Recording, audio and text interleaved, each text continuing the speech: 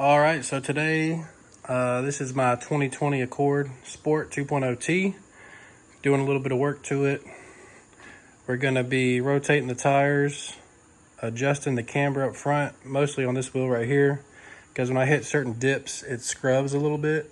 I'm planning on taking this car to Road Atlanta maybe next weekend, so I can't have that, because it's definitely gonna do it at the track if I'm putting it through some tests, hitting some curves, going fast. So we gotta adjust that. Probably adjust the rear because one side's a little bit more negative than the other, so we're going to mess with that. And then eventually I'll go over what all I have done to this, show you guys, kind of let you see what I did, because I've seen some videos and not everybody shows everything. But I'll start by popping the hood and we'll show you what's underneath there. All right, so here's what I got underneath the hood. Nothing crazy. I just got the Civic Type R OEM like engine cover, which is pretty easy to get. You just order it from Honda. Also went ahead and ordered the Civic Type R dipstick so it matched, so I didn't have the ugly orange one right there. Then I have a PRL pipe along with a Mishimoto intake box. So I kind of just rigged them up together. It looks good, it works. It's a little bit of a tight fit, but I wanted that box because I like the little carbon fiber. And I actually ended up getting a deal on this. I had already ordered this stage 1. Then somebody had that for sale, so I went ahead and just picked it up at the same time. So the only other thing under here really is I have the billet mounts. So as you can see right here, I'll have to do a review on those eventually, but I haven't really seen much of a difference other than obviously the vibrations. And I have the lower tranny mount as well. This is the 10-speed auto. But anyway, I'll go ahead and get to work, lift it up, and then we'll see what we can do. All right, so I just loosened the lug nuts up. They're like a little 17 millimeter, I think. But anyway, I have a lug nut key. So basically, I got Silvers Coilovers on here, which I absolutely love. I'll do a review on those one day too.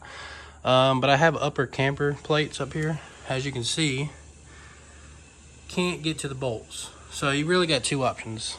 I was gonna cut this out, but I really didn't want to mess with it too much and just kind of hack the car up. So I decided not to do that. So basically what I'm gonna have to do is loosen these nuts. You can do it with the tire on. I'm gonna do it with it off because I'm gonna have to lower it all the way down so that I can get to those bolts. Adjust the camber in just a tiny bit, probably about a ½ inch. And then I should be good and I should get rid of that scrubbing. I'm gonna do it on both sides because I kind of wanted my camber around -2.5 in the front. That's the setup I'm trying to go with. But anyway, I'm gonna go ahead and take the wheels off, jack it up, and see what we're looking like. All right, got up in the air. Good thing about having coilovers and then being semi-stiff is I only need one jack stand. I can do one side. Just need to jack it up in the front, put the jack stand. Back tire lifts up off the ground. Now we're gonna take the tires off and adjust this camber. All right, got the tires off, as you can see. So there you go, there's my Silvers. As you can see, I still got pretty good amount of adjustment left in them. Car's already pretty low. I scrape everything, so I'm not going any lower. It's pretty much exactly where I wanna go. So we're just gonna go ahead and loosen these top nuts and see if we can get this to drop. If I can't get it to drop like this, I'm gonna put the tire back on and let the weight of that drop it down. All right, so I think the sway bar is flexing and not giving me enough room to move it because it's just barely, anyway, it's just barely moving. So I went ahead and put the back tire back on. I went ahead and rotated, put the back tire on. Because when I jack up this side, that tire is probably going to touch the ground. So we're going to do that and see if we can get this to lower some. All right, so as you can see, I jacked up the other side and now it's giving me space where I can push this all down just like that. So now I'm just going to have to get under there, get in there and adjust that camber. It's going to be kind of a pain. I'm going to have to get somebody to help me line it back up, and I'll just jack it back up and get it back in. Show you in a minute. All right, I got my light in here, so hopefully you can see. I'm gonna have to take off the sway bar end link, which is easy. Pop this bolt out right here, a little pinch bolt, take that out, and I'm just going to pull the whole coilover out. That's going to be the easiest way to do it.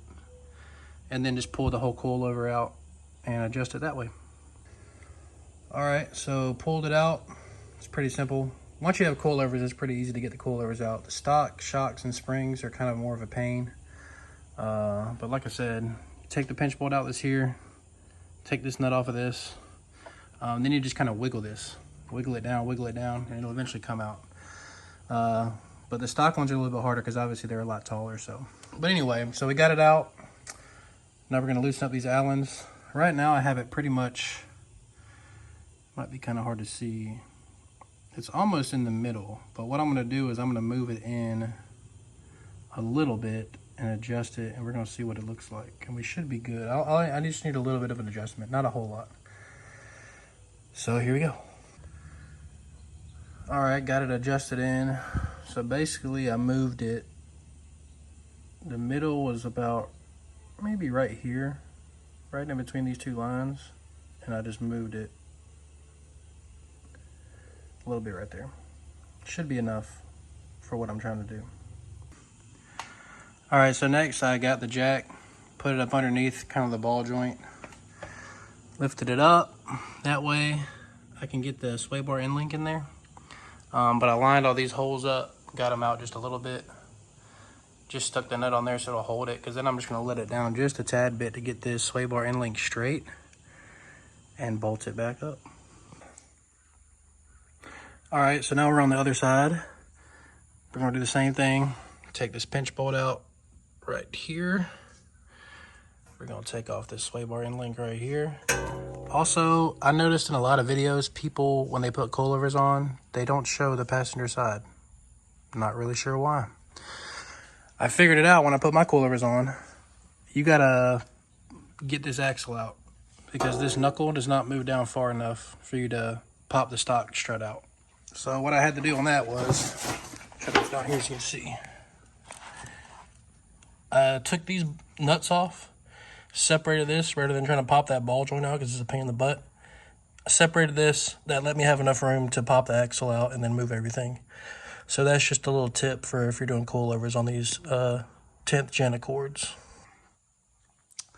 Another tip, if you're trying to turn this nut off and the whole thing is turning, what you need to do is get one of these wrenches like this, offset. You're going to put it on there like so.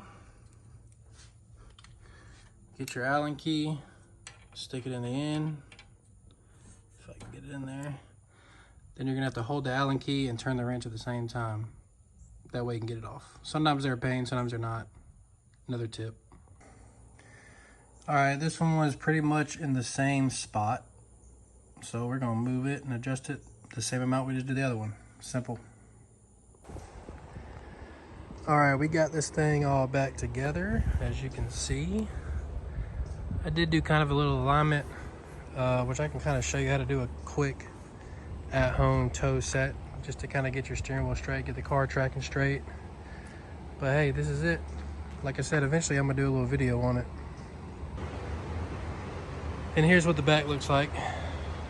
I'll get a video for you guys soon on the specs. A lot of people like to hide them. This is nothing special, but yeah, that's it. Hope you enjoyed the video. Keep an eye out for some more.